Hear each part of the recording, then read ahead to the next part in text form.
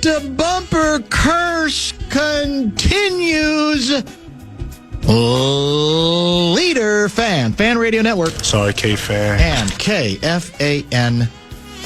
2 minutes and 30 seconds past 3 Central Standard Time. Welcome. It's a Tuesday edition of the Bumper to Bumper program on a still too chilly for me Tuesday afternoon here in the Twin Cities of Minneapolis and St. Paul. Guardsy produces the show. My name is Dan Barreiro, a former Ink Stain Wretch newspaper of the Twin Cities. And for the record, I never disposed of my underwear when I traveled to Sarajevo to cover the 1984 Winter Olympics. But that's another story for another day. Lillehammer? I didn't do Lillehammer. I did Nagano. L.A. Did L.A., did Atlanta, did Calgary, did Los Angeles, and I can't remember a single time that I just left all the undies in the hotel room for... Must have been a boring trip. Pretty much. Well, what it was is I didn't really, I guess, have that much... First of all, I don't have that many friends, so... You didn't have to buy a bunch of stuff? It's not a bunch of stuff I got to get, because nobody's asking me anything, because nobody has anything to do with me. So it took a turn. It's very misanthropic. Yeah. Misanthropic, or whatever the term. I'm a misanthrope. We're delighted you're along for today's ride. We're going to go fast for a segment, because we do have a 3:15 guest. In fact, we've got two in-studio guests, 3:30 Kevin Seifert, and at 4:30 Aaron Gleeman. The question regarding our 4:30 guest is we end up talking more Timberwolves, which I think is his first love. Then we do the Twins, which is his first report, the team that he reports on the most. We'll find out. And Lou Nanny is scheduled to join us at 5:30 as well. The sequence today was that Gargi sent me the guest lineup earlier, and then long after the original list had been sent, he sent a text adding Mike Conley at 3 o'clock. Very excited about it. And you were very excited about it. I was excited about it, but also had some trepidation because it's becoming harder and harder to know what to talk about with him as his playing time continues to shrink and as he continues to struggle offensively. And then you texted me shortly. What time was it? Maybe 1:30? 1:30, right at 1:30 or so. Mike Conley has been traded, according to media reports, to the Chicago Bulls, part of a 3-team deal, which will be a big part of our discussion, I'm sure, throughout the day, intermittently, which means that another regular guest on the Bumper to Bumper show, regular guest athlete, player, ended up being cursed by his appearances on this show. The list is, are we in double digits yet? I don't think so, but we're approaching. We're getting close. Double digits. Mike Conley moving on, at least for the moment, to the Bulls. A lot of people think he might get moved again. I hope so for his sake. It's basically a contract situation for him at this point. The Bulls already have like 9 guards, so I don't think a 10th at this point makes a lot of sense. But it is, maybe it was inevitable. Maybe it was fairly clear this was the direction it was likely to go, that the Conley run here, the very distinguished Conley run here, was probably coming towards an end. The assumption was if he was dealt, it might be part of that big blockbuster deal for Giannis or James Harden, or for maybe even one of the Bulls' guards, younger guards.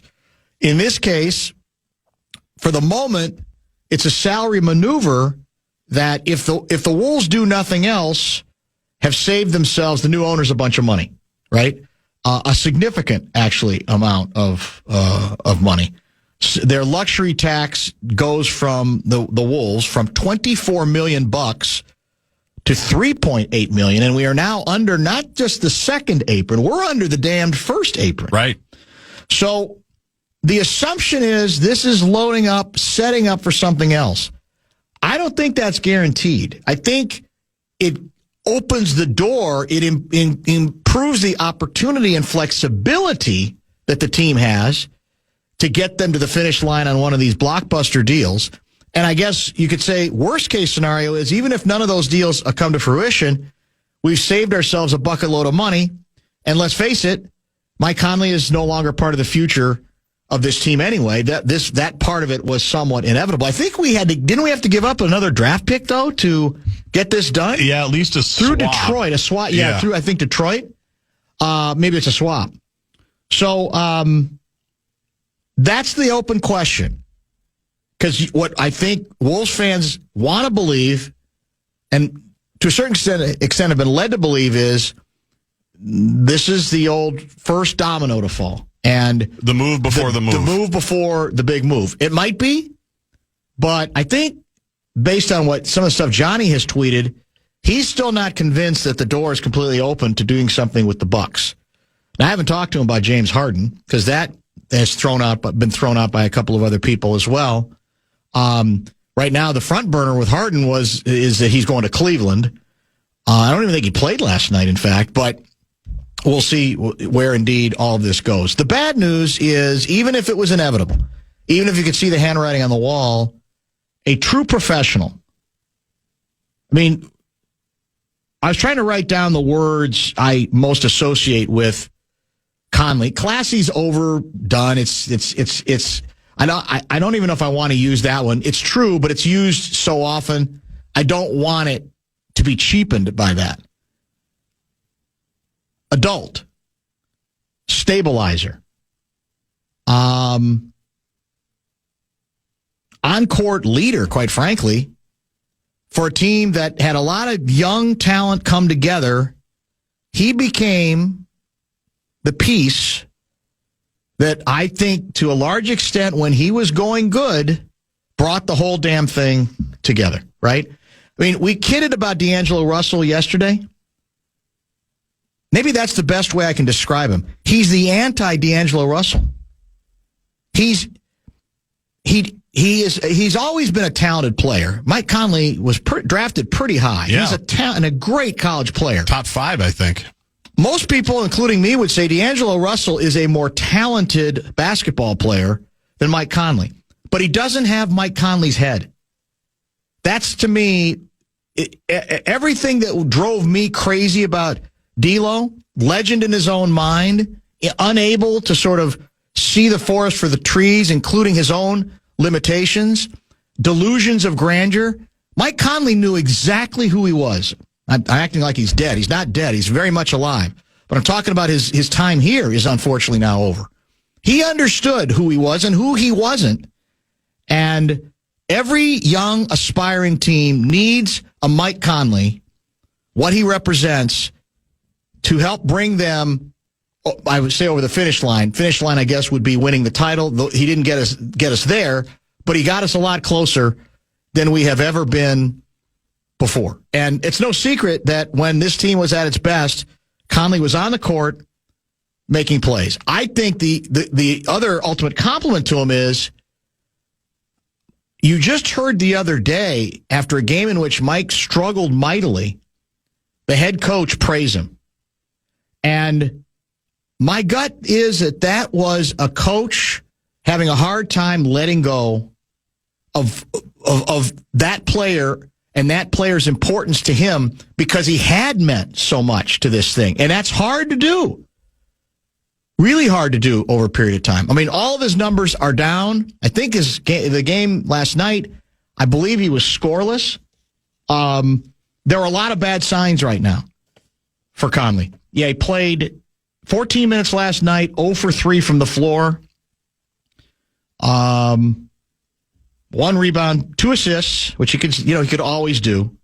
Game before that, 18 minutes, 0 points. Game before that, 23 minutes, 2 for 6 from the floor. Game before that, 21 minutes, 0 for 4 from the floor. 16 minutes, 2 points the game before that. It was going the wrong direction, and clearly this is a team that needed somebody off the bench to give them some scoring. And so, again, probably inevitable that it would come to this, but he shouldn't leave here without being properly saluted for everything that he represented to this organization and, frankly, to this program. A great contributor consistently over the last several years, especially. So I have nothing but respect and admiration for a guy who is always going to, no matter how much his game might have slipped or shown signs of slippage, is always going to carry himself like the pro that he's been, correct? Yeah. I will. It's as important a move that Tim Conley has made the last handful of years, whether it's the Rudy move or the Randall move. That deal to send D'Lo to Utah, I think, to get Conley and Nickeil Alexander-Walker was as integral to the success that they've had as anything else. I'm going to miss him. I was, as you know, I'm like Finchy.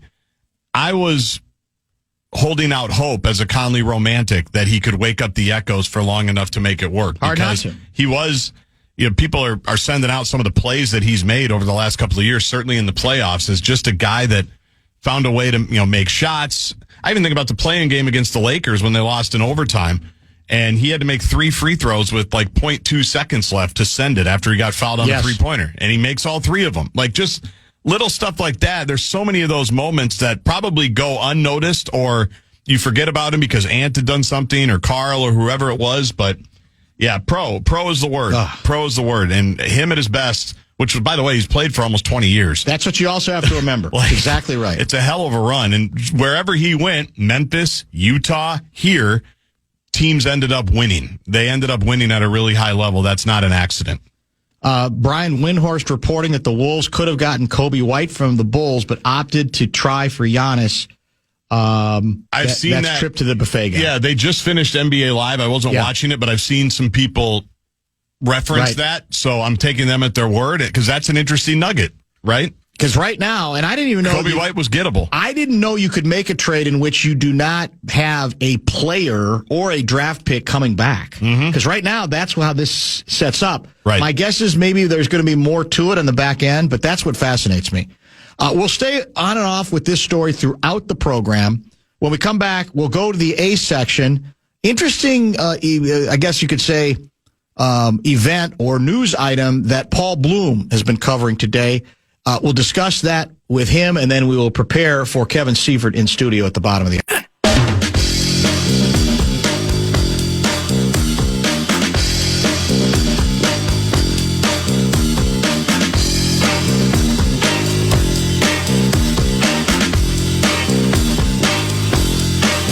Seifert on the Vikings next segment. Paul Blume, Fox 9, on A section material right now. He joins us via the Connecticut Water Systems Hotline. Mr. Blume, how are you? Dan, I'm good. It has been a while, but good to be back with you. You're not Lou Ragoose, are you? No, I just want to be That hurts. I want to be sure. That hurts. I just want to be sure. We are friends. We are rivals. Yeah. I noticed he's gotten some airtime lately, but I'm back. Yeah, the moral of this story is we haven't forgotten you. That's it. That's what you got to know. And we never will forget you. And what got my attention were a couple of items via X that you offered up earlier this afternoon. So tell our audience who maybe has not been paying attention to what you've been reporting on, where you were today and what caught your eye in particular. Right. So I've been kind of disappeared into the federal court system since the start of Operation Metro Surge, just trying to observe, report on, consume what is happening on the legal side, this record number, unprecedented number of what we call habeas corpus petitions, habeas filings. These are filed by detained immigrants, their attorneys, challenging the arrests, all these arrests, right? 3,000 arrests, according to the Department of Homeland Security, and hundreds of habeas filings have been submitted to the courts, and federal judges are acting on them. The petitioners, I point out over and over again, are winning overwhelmingly. One person telling me it's a 90+% win rate. I know our sports fans will appreciate 90+ win rate there. And so these people who are being arrested, detained, they get their arguments in front of a federal court judge outside of the immigration court system, and they are being either ordered released or at the very least being sent back to immigration court and being guaranteed a bond. So today, one of the federal judges, Jerry Blackwell, some might remember his name. He was one of the prosecutors once upon a time in the Derek Chauvin murder trial. Jerry Blackwell, now a federal court judge. In 5 of these cases in which he presides, he has felt like his court orders, and he has documented it, have been ignored, violated by ICE, by the Department of Homeland Security, through attorneys at the Department of Justice. So he called what is called a show cause hearing. So he brought attorneys in from the U.S. Attorney's Office today for an explanation on why his court orders say he ordered the release of one detained immigrant who got shipped off to Texas, then New Mexico, why it took the government 13 days to get the guy back here when it took them just hours to get him out of Minnesota. And two attorneys represented the U.S. Attorney's Office there. One is a woman by the name of Julie Lee, and she kept getting pressed, and finally, I mean, you know, you hate to describe it, but she broke. She broke in court, and she said to the judge, and I'm quoting here, this is the tweet, "The system sucks, Judge. This job sucks." Oh, man. And she was just so overwhelmed that this office, it's already down people, that is struggling to keep up with this explosion in federal court filings, and not just file the paperwork, but then turn around so often to try to get the paperwork done to get these men and women out of jail, out of detention, before they're deported out of this country. And she had an emotional moment, and she just told the judge, like, I can't do it. Like, there is too much weight on my shoulders. She's got a small team at the U.S. Attorney's Office that's trying to respond to all of this. So it was just one of those moments, as the judge points out, that, yeah, the government has the infrastructure to arrest people, to take people into custody, to attempt to deport them, but the infrastructure on the back end, the logistical side, including the constitutional legal side, that is just not there. And this lawyer, I think, just lost it in the moment. Like, the judge was just continued to harp and press, and why this, why that,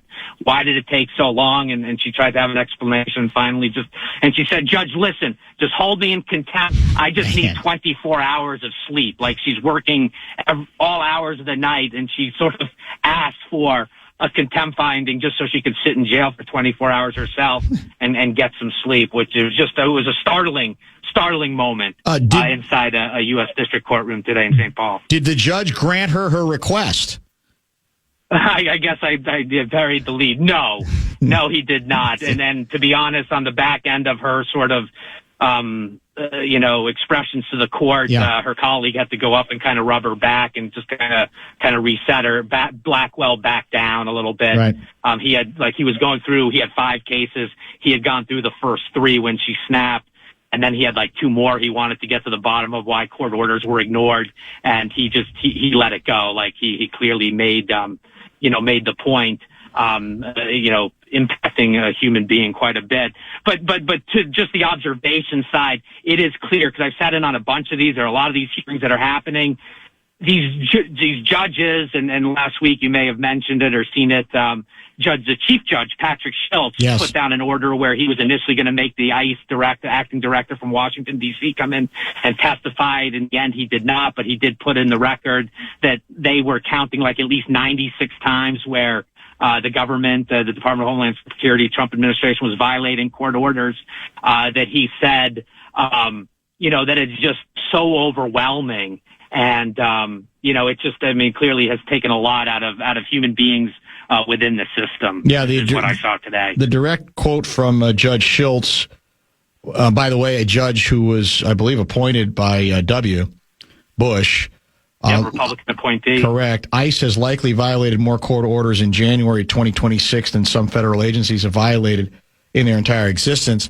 To me, to a certain extent, you could almost connect the dots here that part of why we're in the place we're in is when you're trying to do something that's unprecedented in such a sweeping, non-targeted manner in many, many cases that's been documented over and over again, it's almost like what could possibly go wrong? Everything, right? The whole system, there is nothing possibly that has been set up to prepare anybody in this system to not have what has happened play out the way it is, which is the whole system is being overloaded, largely because I think it goes back to the quota claim from one of Trump's main advisors. We got to get the numbers. This is all about the numbers, and I think we're almost seeing, especially here in Minnesota, perhaps more than any place else, the inevitable outgrowth of that. Yeah, no, exactly. And as I was saying earlier, I do think on the other side of this, the judges do have to bring in ICE, officials to explain what is happening to their court orders. I do think in the observations I have from the U.S. Attorney's Office and DOJ, I have no doubt that they're corresponding, that they're saying release order, Joe Smith, get him out of detention. Here's the email. Judge Blackwell was like, so what happens to that order? What happens? And she's like, well, it's sent over to Whipple, and then, you kind of trust the process. Well, clearly the process is broken. I sat in on another hearing earlier today, much sort of smaller potatoes in terms of being, detained for days beyond what you're supposed to be, jailed for. Was, they had an asylum seeker from Somalia, has the legal paperwork in terms of, being allowed to continue to fight his case to stay, like not subject to mandatory detention. He's shipped down to Texas, then he's ordered right back. His shipment was in violation already of a court order. Then it took several days to get back. But the government has lost, like, his car keys that he had, his cell phone, his work permit, his IDs, and this judge this morning, separate case, kind of called in and, brought in the attorneys again to admonish them. Like, they've left this, the attorney's like, I've got this, Somali guy who at the very least needs his papers to even go out in public. He wants to work. How's he going to fill out his I-9? He's lost his work permit. And the government's like, yeah, we're trying on the lawyer side. But no, the courts are an absolute mess. And, it's kind of fascinating to see up close, front row seat, the gallery. But, some things have to be figured out on the logistics side. And I'm sure you saw the headline that supposedly 8 more lawyers are leaving the U.S. Attorney's Office in the coming days. Correct. Bringing it to more than a dozen, and they're just shorthanded. And there is a legal side to this. And so many of our federal judges, say what you will about the crackdown, the enforcement operations, our federal district court judges are siding with, the petitioners, with the detainees, that these people, for the most part, are not mandatory detainable. You cannot detain them interminably. Like, they, at the very least, deserve the right to sort of argue in immigration court for their release. And oftentimes, if they don't have a criminal record, they are granted, a bond. And then so you do ask yourself, well, why are we doing these like massive arrests and engaging here and there? And when all that's going to happen in 3 days is a court order is going to release the guy. I mean, I think about, all the horrible things that have happened connected to this operation. And I kind of want to scream from the rooftop that I just want to let everybody know that in the courts are putting these people right back out there. And they're finding it on constitutional grounds. And then so, I don't know where we go from here, but today, no doubt that quote's going to make a headline. And, I don't know where that woman, career goes from here. She said she was an ICE attorney in immigration court, but volunteered at the beginning of the month, hoping to be a bridge to help get these habeas petitions figured out between ICE, between the DOJ, U.S. Attorney's Office, and now, she cracked today in a court hearing in front of Judge Blackwell. To me, it's further evidence that precision has nothing to do with any of these moves, and even that sounds more benign than it is, because when I say precision is lost, it comes at the expense of people's lives being turned upside down. Their very lives being turned upside down. That's the point of this. There is a daily human toll that this is taking that goes beyond just the esoteric philosophical discussion. And in many cases, the judges are saying things that are being done that are illegal, that are not constitutional, and they're upending people's lives in this effort. Oh, we'll get to it. I mean, we lost it. We'll get to it down the road. And obviously that's why it struck to me what you got today, even on the ICE side here, of an individual who almost is kind of admitting that maybe to a certain extent she wants to cry uncle. The number you said, like I said, I think now the number is 14 individuals from the U.S. Attorney's Office have resigned, asked to, quote, violate personal ethics, in effect. You got the ICE there, too, probably overwhelmed by the detention cases. Fraud investigation, from their standpoint, is out the window, and that was the office that did all that hard work. And I don't know how many more are left. I'm not sure, but I assume that's got to be a pretty significant number of major attorneys who are no longer part of that office. And if the reporting's accurate, I haven't documented it. She was the second attorney in the courtroom today, Anna Voss, the civil division head in that U.S. Attorney's office.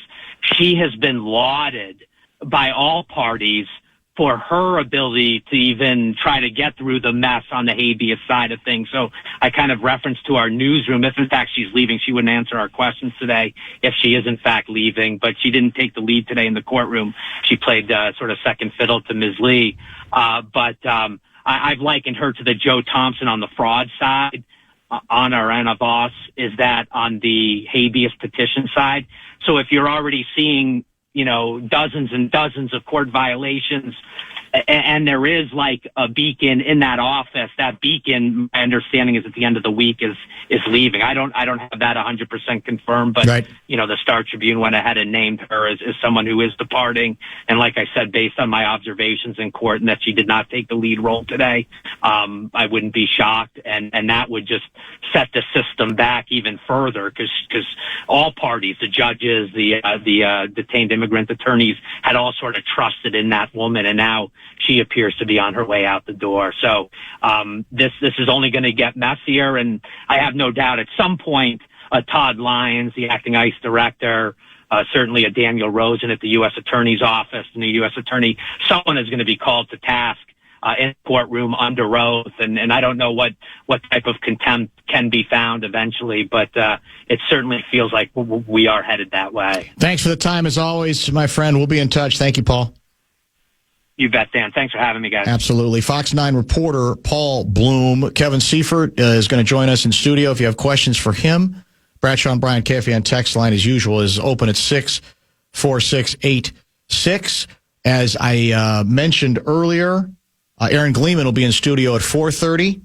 Lou Nanny will join at 5:30. And no, Mike Conley did not join as originally scheduled at the top of the show because he's been traded. Part of a 3-team deal involving the Chicago Bulls. And the open question is, where does this deal lead the Timberwolves before Thursday's trade deadline? Stay tuned.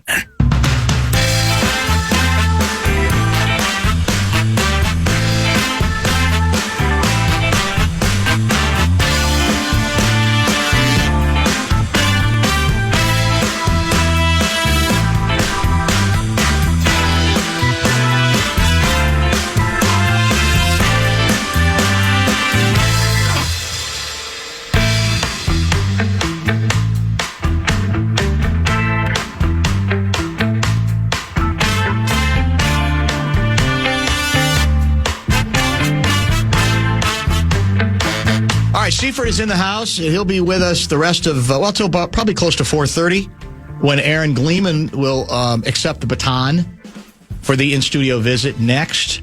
Although I said earlier with Gleeman, he might end up wanting to talk more Timberwolves than Minnesota Twins.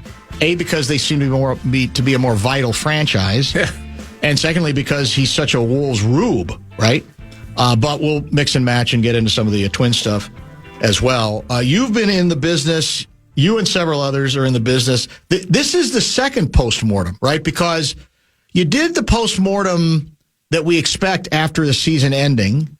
All right, what happened? Where do we go from here? But then you got sort of a second life with the delay before the announcement that I think shocked people, just at least in terms of timing, that Kwesi Adofo-Mensah had been dismissed. I think that was last Friday. So maybe I start there. Are people making too much of the delay and the timing and thinking because there was this delay that something else must have transpired? Or what do you make of the fact that we didn't get the dismissal as quickly as we tend to once a season is done and people meet and they vet? I get the sentiment because it is a natural thing to wonder when something happens on a different time frame than almost every other NFL team operates on. Why did it happen? And so I know that people have jumped on the fact that Sam Darnold and the Seahawks made the Super Bowl on Sunday and then theorized that set in motion the discussions that led to Kwesi getting fired late in the week and have it being announced Friday. But I don't have any evidence of that.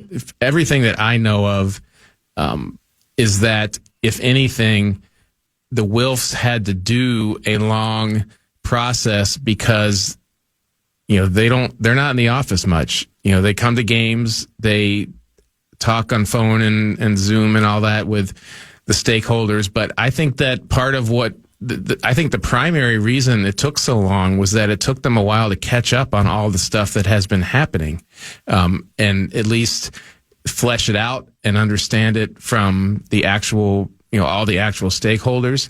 And so to me, it's more indicative of kind of what happens when you have out of town ownership, frankly. And that to me, are they, in your mind, are they too absentee-ish? Do you think that actually hurts this team? Well, too is, I guess, a subjective thing, right. But they, and I asked them this question, like, you guys, the team got eliminated from the playoffs December, 14th. And so there was basically almost a month before the season ended to start the process. You knew that no matter, whether they're going on a 5-game losing streak to end the season or 5-game winning streak, you weren't making the playoffs. So the season was not a success. And it didn't matter how many wins you ended up with after that. And so I don't know that the process began at that point or not, but normally speaking, if you're up to speed on everything that's happening, it shouldn't take that long to get to the final decision. Now, maybe by all accounts, a lot of people feel like they came to the right decision and it just took too long. But even if that's the case, they have sort of put themselves into this, extended purgatory period, where a lot of really important decisions are going to be made, both on the roster and in the draft, that unless Rob Brzezinski, the interim GM, becomes the actual GM, it's going to be inherited by a general manager that had nothing to do with any of those decisions. And so it's great to do a methodical process, and it's great to not be, to make quick trigger decisions, but those aren't the only two options. Yeah. That was, I talked about this the other day, because everybody believes in being deliberate, as you say. You don't want to rush into anything, but given the amount of time between now and the draft, I guess I'm surprised they're taking this approach. Now, the comeback that was given to me was, well, there might even be people that are still working. We're only down to 2 teams, though. It still struck me as a bit peculiar that, for the reason you just laid out, that they've decided to wait as long, to be this deliberate and to do it after this whole draft cycle. Yeah, and it's not the same as if a coach is still coaching and you can't, like Clint Kubiak. That's true. It's not. Yeah. You can hire a GM whenever, and maybe the agreement is that he doesn't or she doesn't, pop over and change organizations right away. But it's not the same kind of rules in terms of having to wait until after their season is complete. And yet, that's where we're going with. Now, Brzezinski has been around forever. He's kind of been viewed as the capologist guy. Maybe that's unfair. I mean, you can tell me, you can speak to behind the scenes. Yeah. Over the years, he's been building towards having a lot more in his resume or in his experience than just the guy who makes all the numbers work. What do you say? I mean, it's sort of lost in history, but Rob actually was the Vikings' top football executive for like 3 seasons during the end of the McCombs era. If you remember, they had, I think would have been the 2002 draft when they weren't able to get, the Cowboys missed their turn and they weren't able to get up to the podium fast enough to get the guy they wanted, Ryan Sims, and they ended up with Bryant McKinney. And so after that draft, Red McCombs shook up the front office and he demoted Frank Gilliam, who had sort of been their top guy, and he restructured the front office to where Rob was sort of the top executive, and then you had Mike Tice and you had Scott Studwell in charge of the college scouting side of things, and then they had, I think Jeff Robinson was in charge of the pro side, but Rob was sort of like to the closest a definition as you could come in that franchise to a general manager. He did it, and he did it for like 3 years. So it's not, people are kind of viewing him as a longtime cap and negotiator, and he is, but there is that sort of window that's been lost into history where he's done this before. Now, as soon as the Wilfs bought the team, I think Rob was very much on board with them hiring a personnel person who was first Fran Foley and then Rick Spielman, and eventually about Fran. Yeah, Rick Spielman became Triangle of Authority days. Yes, no? yes, becomes the general manager, and so and Rob has had many opportunities to. At least some opportunities to leave and for jobs that would have been probably higher level of authority than what he's had since the Spielman hire. But so that'll be something I'll have to work out. But I just feel like it's almost been lost in history that this is not the first time that he's sort of been in this position. So for me, the fundamental question since the dismissal is one that you, to varying degrees, all of you have covered the team, have attempted to discuss and write about and lay out. And I'll just ask it, I'll give you the cliched question. Is it reached a point where, above and beyond legitimate concern about the factual drafting record by Kwesi, has he become, or is he becoming, too much of a fall guy for everything that went wrong, including much of went wrong at the quarterback position? The failures that they've had over the years in that position and others are not solely on him. Absolutely. I view the lens I think the lens to view all of this is the Wilfs decided in 2022 to hire not only an inexperienced general manager, but maybe the least experienced general manager of this era. And we don't need to go through all of Kwesi's background to know that. And it was a big swing, and it was kind of exciting because there was a lot of potential there for someone to come look at things with a fresh set of eyes, who had come up through a very different background. And we've seen it happen in other sports where it actually is beneficial that somebody breaks convention and thinks of things, because they weren't sort of hammered into their head over a traditional upbringing in the sport to think only a certain way. And so there was a lot of potential there, but it gets into, did they create and structure an organization that could support that level of inexperience while he learned on the job? Not dissimilar to what the Vikings tried to do with J.J. McCarthy and build a roster that could support him as he developed in real time.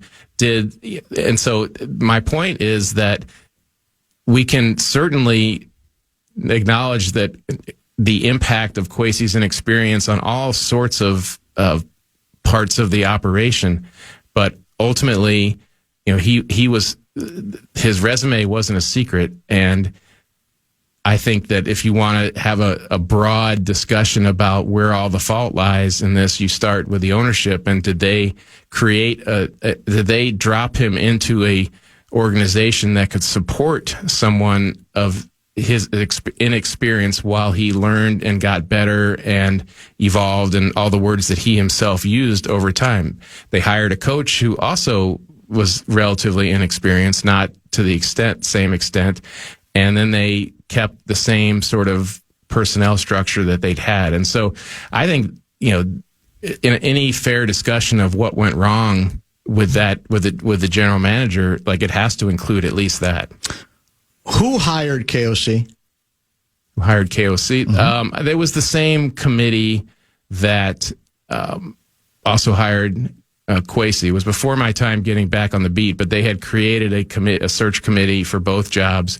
Owners were involved. Andrew Miller, the chief operating officer, was involved. But Kwesi got here first, correct? Yeah, Kwesi got here first, and they then included him on the interview process. And I'm sure they got his feedback, but it was not. You don't believe? I don't have any information to think that they said, "Okay, you're here now. Go find us a head coach." I think they had already interviewed Kevin and a bunch of other people at least once, and they were very high on him, and put the two of them in a room in Los Angeles, I think, because he was the Rams assistant, the offense coordinator at the time, and they kind of observed their interaction, is the way I understand how it went, and had them have an extended conversation about all the things that you would want them to have. One of the reports, I don't even know where I read this. I don't think it was local, but all this stuff is bubbling up now, as you know, it tends to. Sometimes accurate, sometimes maybe reckless, is the notion that Kwesi was more inclined to hire Harbaugh than KOC. Have you ever been made aware of that? Not that my understanding is that he brought his name into it and said, "Hey, like I have a history here. We were in San Francisco at the same time. You know, we should include him," and they did. But I don't know that after they brought Harbaugh in for the interview that he was necessarily pounding the table. I think it was pretty clear that the hiring committee was not in favor of that hire and still wanted to hire Kevin. You mentioned, you can't leave ownership out of this. There's the philosophical question always. I have tended to come from the more pure belief that you hire whatever title you want to give him, general manager, president of football operations, or vice president, whatever the case may be, and you make a good hire there, and then you leave it up to that individual to hire the coach, which clearly is not the way this went. Doing it the way they did it, does that also set this thing up maybe in motion in a way that makes this outcome inevitable? Only if you think that the reason that Kwesi Adofo-Mensah got fired is because of the relationship with O'Connell, and I don't think that that's even the primary reason, or it's even maybe like one of the top 5 reasons. I think it's okay for a third party, so to speak, to pair those two people together. But now, they're now in an inevitable situation where the next general manager, again, if it's not Brzezinski, is going to be, and ideally you say, well, in this go around, everyone will be more experienced, and Kevin will be more experienced, and he'll be involved in it, and they'll get somebody that fits the situation. But fits the situation according to who? Like, it might be somebody you really like and is a friend and you'll get along and everybody, but is it best for building a Super Bowl? That's sometimes you need to pair people who are not similar. True. To get the best out of both of them. Well, let's save this because we're getting close to the top of the hour, because the next big item I want to get to, I think we need to devote a little bit of time to it. I felt, and I have to say, I think you guys led me in this direction, that when it comes to the quarterback sequencing, that it was more likely that the general manager was going to heavily defer to the head coach on whatever philosophical moves or whatever moves, including the drafting in the first place of J.J. McCarthy, than the other way around. Now, nationally, there's been some reporting done that I'm sure you've seen that makes it seems to suggest that Kwesi was a lot higher from the beginning on JJ than the head coach might have been, which seems astounding to me unless all the reporting you guys have done up till now is now wrong. That as the quarterback guy, it was more, he was that I guess I'd say KOC was more than the head coach. He acted almost as a de facto personnel guy at that position, because I felt you guys have said to us he's may have still just the title of coach, but there's a lot more going on behind the scenes with him over the time since he's become head coach. What do you say to that? So that basically that Kwesi was pushing for JJ to be the starter this past season and O'Connell was not? I don't think that's true. Or even going all the way back to the drafting. I mean, there's some reporting nationally that he liked him, but Kwesi was really more the moving party about this thing from the begining, which just doesn't ring true based on everything else you guys have reported. That's not the way I would characterize it. I mean, I think, O'Connell, I think it's pretty well known that he was big on Drake May, but they just couldn't pull it off. I do not believe that. I think Kevin O'Connell was fully supportive of drafting JJ McCarthy. And I think they were in relative concert heading into last year's offseason right about now that they wanted to have JJ and someone significant. They decided that would be Daniel Jones. And by the time they couldn't get Daniel Jones, it was too late to franchise tag Sam Darnold or do anything to rectify that. And so if I don't think they were in disagreement about what they wanted. And just the split of the responsibilities meant that the general manager is more responsible for the acquisition of Daniel Jones, and the fact that it didn't happen probably falls more on his shoulders, but it doesn't mean that the two of them were not in relative agreement that that's what they wanted to do. The one instance at quarterback where, and I've alluded to this in several stories, where I think they were not in concert was the Sam Howell situation. Where they drafted him, or they traded for him during the draft. Yeah, right. And then you saw how it played out, and you saw how they had to sort of triage that at the end of training camp and get Carson Wentz. And so I think it's pretty clear at that point that on that very specific issue that they were not totally in concert. But like, is that enough to fire somebody? Right. No. Is that enough to say that there's a big split? That a disagreement at quarterback is the reason why he's gone? No, I just don't have that information to confirm that. I want to go back in a little more detail on there's several questions I have regarding the Jones piece of this thing, because I really think that's crucial, and you just alluded to it. Kevin Seifert in studio for another half hour. Don't forget, as I said, we'll talk baseball. Aaron Gleeman about the Twins schism, obviously. We call it, in the case of the Vikings, the culture chasm, because we like the alliteration. And a lot more on the Wolves trading Mike Conley and what the larger ramifications of that might be. He was supposed to be a guest today at 3 o'clock.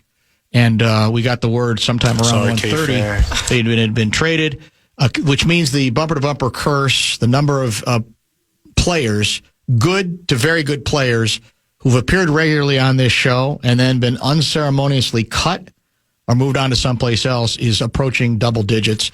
More on that later as well. Back.